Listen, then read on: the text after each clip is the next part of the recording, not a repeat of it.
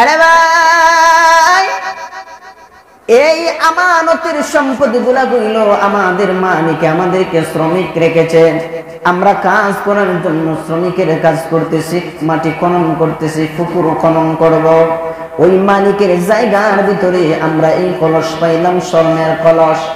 এবং টাকা যদি আমরা নেই তাহলে আমরা নিয়ে যাইতে পারবো, কেউ কিছুই আমাদেরকে বলতে পারবে না, কেউ জানবে না। আমরা আর জীবনে কোনদিন কাহারো বাড়িতে কাজ করতে হবে না। যেই পেটের ক্ষুধার দায়ে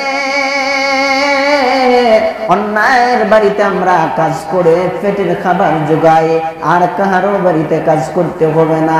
মাথার গাম আমাদের পায়ে ফেলতে হবে না, রোদে পড়তে হবে না, বৃষ্টিতে ভিজতে হবে না।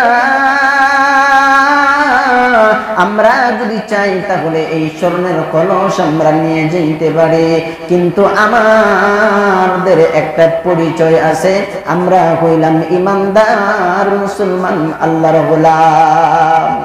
আমাদের সামনে মৃত্যু আছে, আমাদের সামনে কবর আছে, আমাদের সামনে হাসর আছে, ফুলসিরাত আছে, মিজান আছে, জান্নাত জাহান্নাম আছে। আজকে যদি মালিকের সামনে এমন গাদ্দারি যদি করি, স্বর্ণের কলস যদি নিয়ে যাই, তাহলে আমরা নিয়ে যেতে পারবো, কেউ জানবেও না, বুঝবেও না। কিন্তু মহান মালিক আল্লাহ তাআলা সব কিছু দেখতে আছেন, আমাদের অবশ্যই বিচার হবে।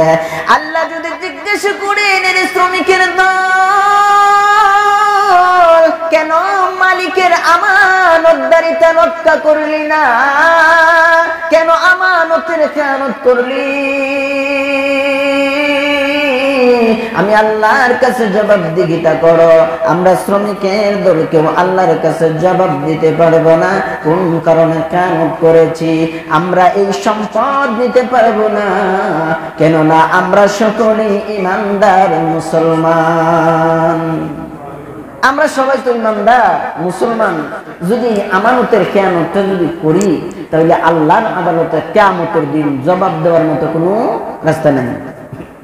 এই কারণে এরা চিন্তা করলো এই আমানতদারিতা রক্ষা করতে হবে, জমির মালিকের কলস মালিকের কাছে ফিরাই দিতে হবে। এরা সবাই মিলে মালিকের দরবারে কলস লয়ে গেছে।